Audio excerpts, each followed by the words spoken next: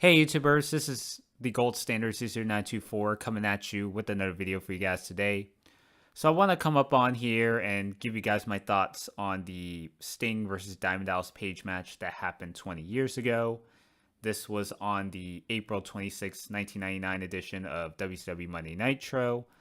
So I know I'm a little late on this, but I recently rewatched this match for the first time in quite a while, and I just want to kind of get a little bit of a review on how I felt about the match, as well as sort of the landscape of where WCW was at the time that the match took place.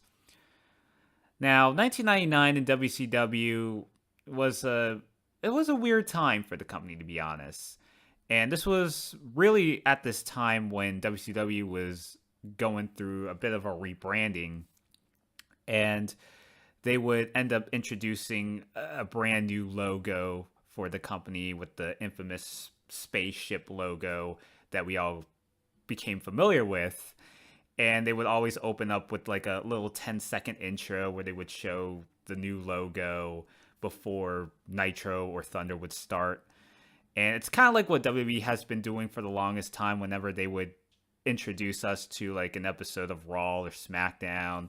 I mean, they still do that to this very day, but that's exactly what WCW was really trying to do, and trying to keep up with the times. And it really showed, like, especially in '99 when WWE was really at an all-time high as the number one professional wrestling company in the world, and WCW was gradually falling behind the WWE or WWF. At the time, like from 96 to early 99, I mean, WCW was still doing really good in the ratings. They were still drawing more fans in the audience.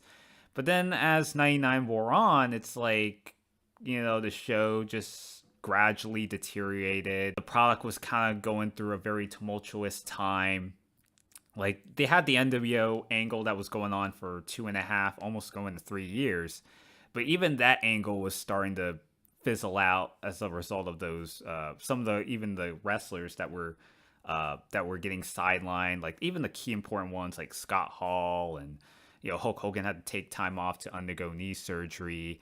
Lex Luger was hurt. It just seemed like the NWO angle just kind of petered out very quietly, and there was never really any true blow off to that angle whatsoever. Sting ended up coming back after a bit of a hiatus. They had a match where he was involved in that fatal 4-way with Diamond Dallas Page, Hulk Hogan, and Ric Flair, who had been the WCW champion going into that show, and DDP would go on to win the WCW world title.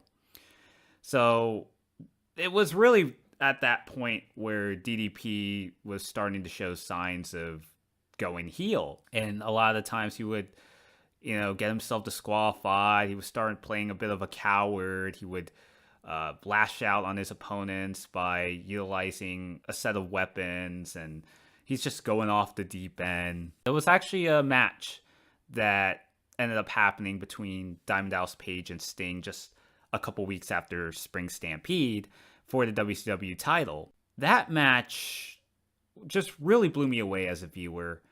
And this was actually on the same night where on the other side, WWF was an angle where The Undertaker ended up abducting Stephanie McMahon, and Stone Cold was kind of at a point where he was given an option whether to help Vince McMahon save Stephanie from being under the clutches of Undertaker and the Ministry of Darkness.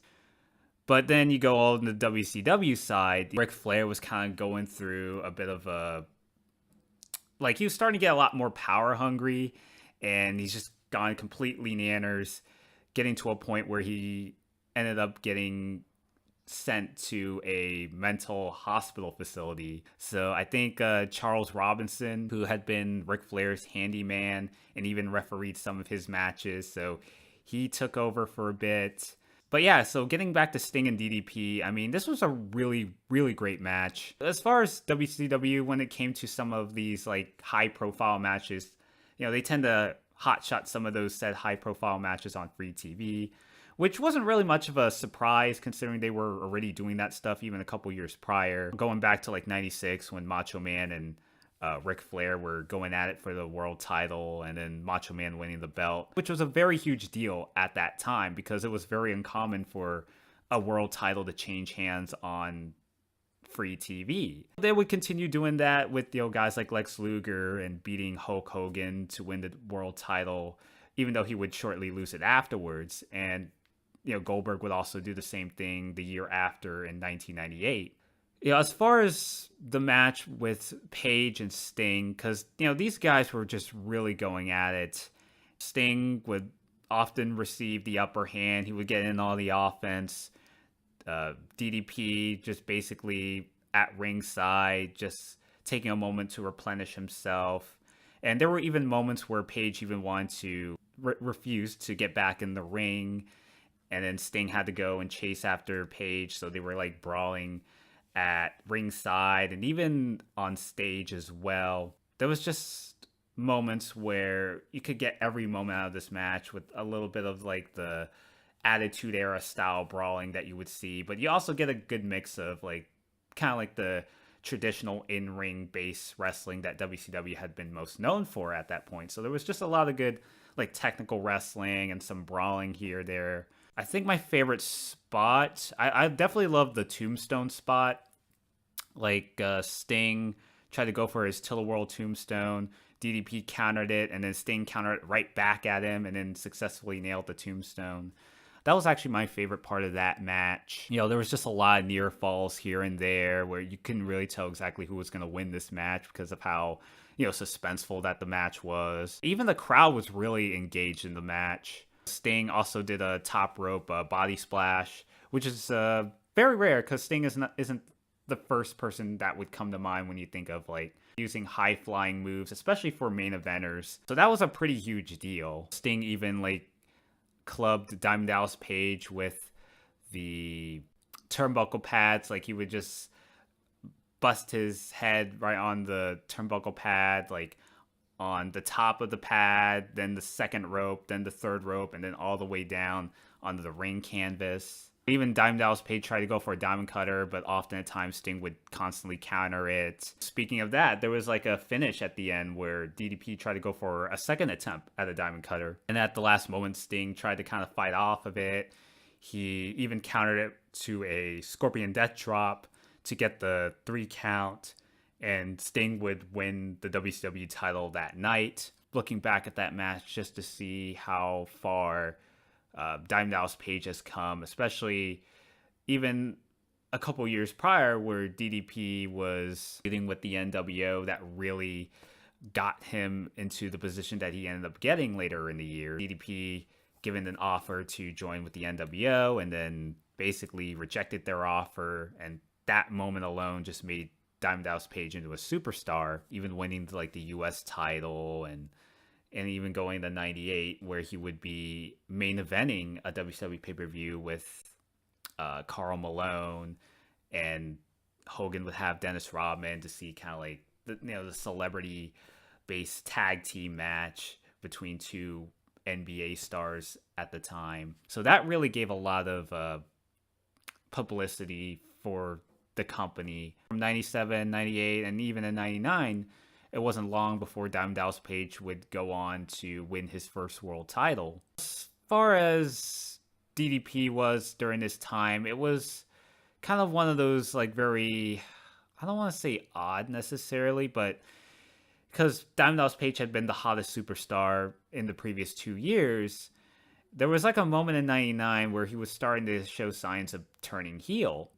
There was a moment like around February of 99 where he was feuding with Scott Steiner, and then Steiner ended up beating DDP.